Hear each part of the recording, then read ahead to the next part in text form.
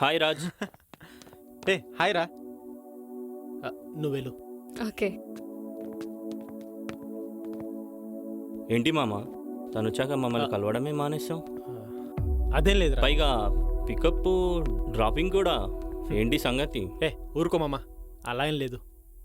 పక్క సీటే కాబట్టి కొంచెం క్లోజ్గా ఉంటున్నాను. ఇక పికపింగ్ డ్రాపింగ్ అంటావా? ఎలాగో నేను వెళ్ళే దారే కదా. వెహికల్ అయితే కొంచెం లేట్ అవుతుంది, అందుకే. అంతేనా?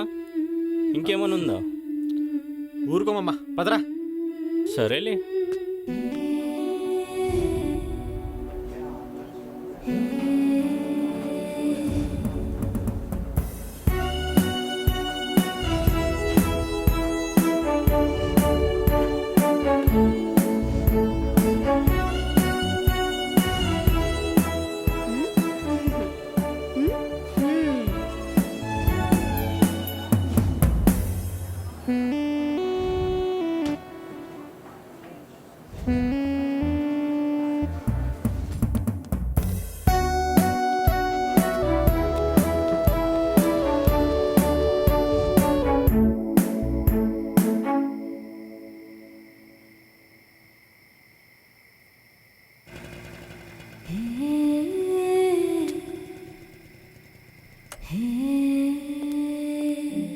Hey hi. హాయ్.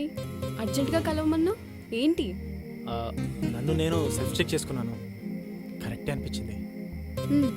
అలాగా? దేని గురించి? చెప్తా. ఇద్దరు స్నేహంగా ఉండడానికి కారణం ఏంటి? ఫస్ట్ పరిచయం, ఆ తర్వాత ఇద్దరి ఇంటెన్షన్ ఒకేలా ఉంటే ఫ్రెండ్షిప్ కంటిన్యూ అవుతుంది. ఇద్దరు విడిపోవాలంటే చిన్న కారణం చాలు. ఒక అబ్బాయి ఒక అమ్మాయి కలిసి బతకాలంటే ఒకరిపై ఒకరికి ప్రేమ ఉండాలి, ఒకరిపై ఒకరికి నమ్మకం ఉండాలి. ఆ రెండు నీపై నాకున్నాయి. అదే ఫీలింగ్ నీకుందా?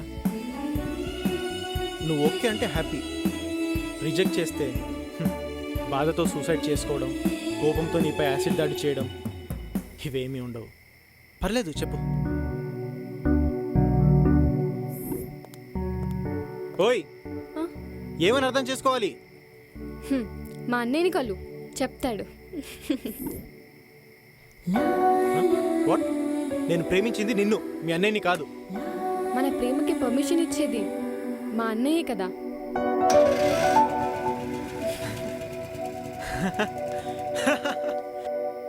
ఓయ్, మీ అన్నయ్య ఏం చేస్తుంటాడు?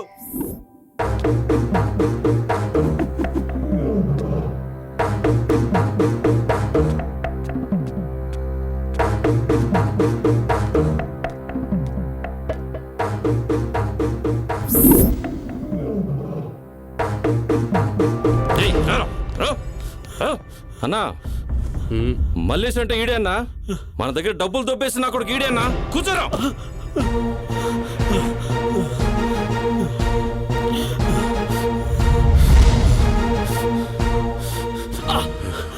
రేయ్, తప్పు చేసినోడిని క్షమించొచ్చు, కానీ నీలా మోసం చేసినోడిని శిక్షించాల్సిందే. అన్న, తప్పైపోయిందన్న, క్షమించండి. రేయ్, నా రియల్ ఎస్టేట్ లో నన్నే మోసం చేసి నా డబ్బులే గుంచుతావరా? నా డబ్బులు నా చేతికొచ్చేంత వరకు నిన్ను విడిచిపెట్టనురా. తెప్పిస్తానన్నా. అరే, నరసింహన్న దగ్గర నుంచి డబ్బులు తీసుకున్నాం కదా, అది త్వరగా తీసుకున్నారా? అవన్నీ తర్వాత ముందు తీసుకున్నారా? తెస్తున్నాడన్నా. నేను రూపాయి రూపాయి కూర్చి కష్టపడి సంపాదించింది నీలాంటి నా కొడుకుల చేతిలో మోసపోవడానికి కాదురా, జీవితంలో ఎదగడానికి, నచ్చినట్టు బ్రతకడానికి. తీసుకెళ్ళండి రా. మా అన్ననే మోసం చేస్తారా?